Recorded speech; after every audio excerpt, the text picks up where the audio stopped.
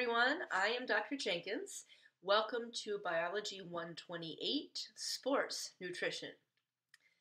So I wanted to record a quick little video here so I could introduce myself and also just to talk about some of the basics of the course. All right, so here we go. Sports Nutrition Online is 100% online, right? So that means that all of the material, all of your weekly assignments, we will be having a midterm and a final exam, but those will be online. So everything is online. All right? So here's how the class is going to work.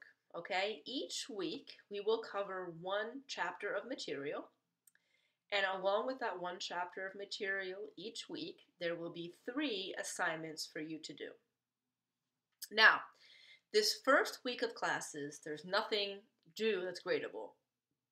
So this first week, you have the opportunity to familiarize yourself with Blackboard, familiarize yourself with how the class is going to work, but there's nothing gradable due the first week.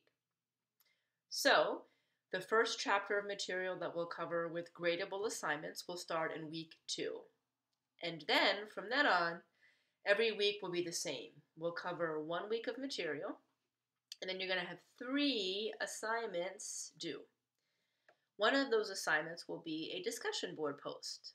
You are only required to post 1 response. If you want to make comments on other students, you're more than welcome to, but it's not required. You only have to do at least 1 response, right? That's at least 150 words usually.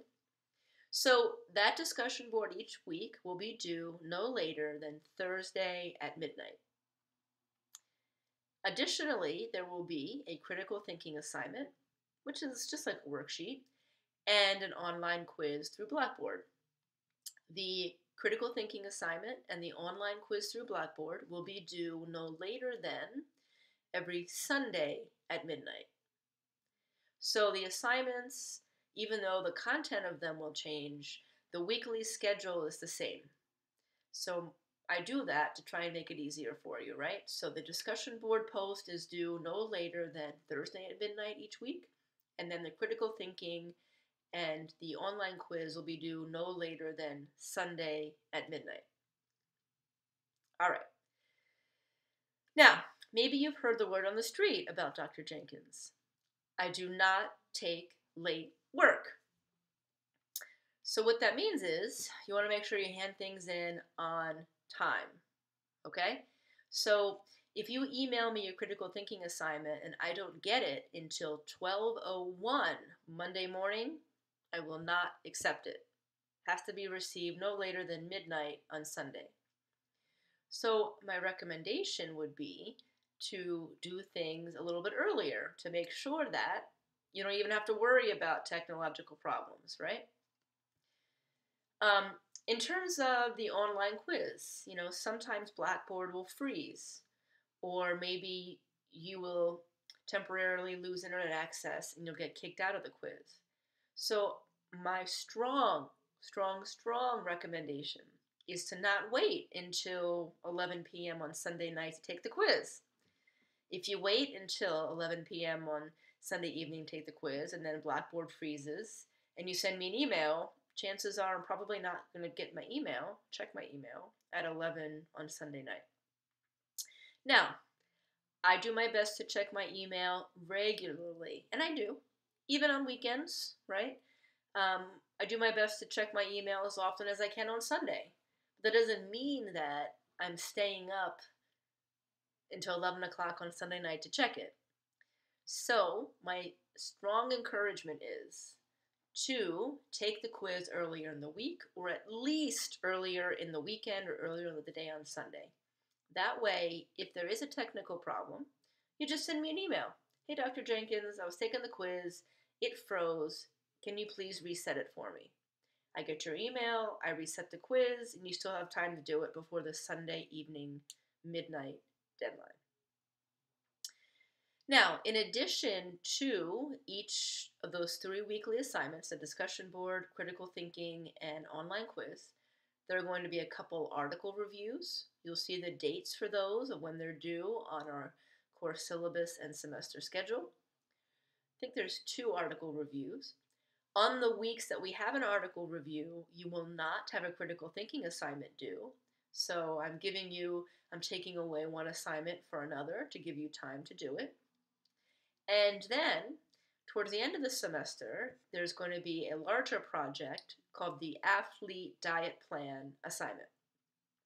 So, during the semester, you're going to see that for some of the critical thinking assignments, we're going to be using the free online program called MyFitnessPal.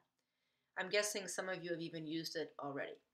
So you're going to become already familiar with that. Towards the end of the semester, I'm going to be asking you to pick an athlete type, and then you're going to create a sample diet plan for that athlete using MyFitnessPal. You'll fill out some tables and you'll write me a summary. Okay?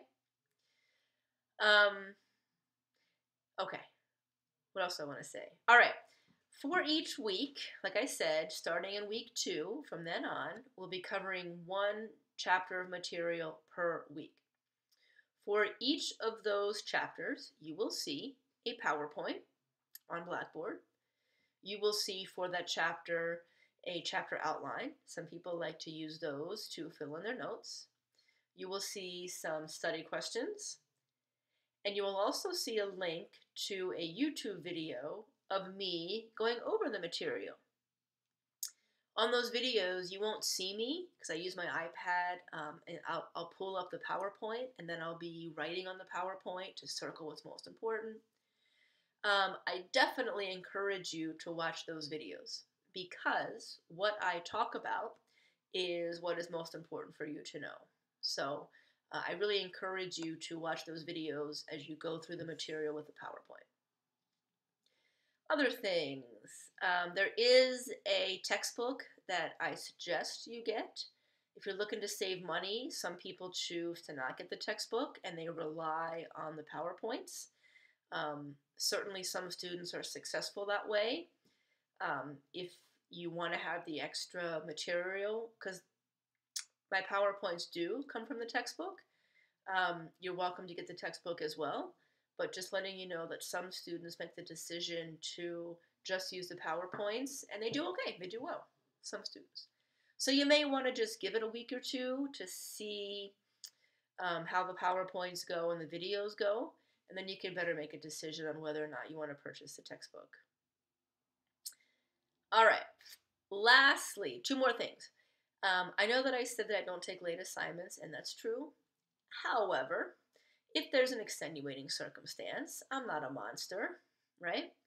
So if something comes up, there's a death in the family, or you're deathly ill, or something comes up, just let me know. I will do my best to work with you.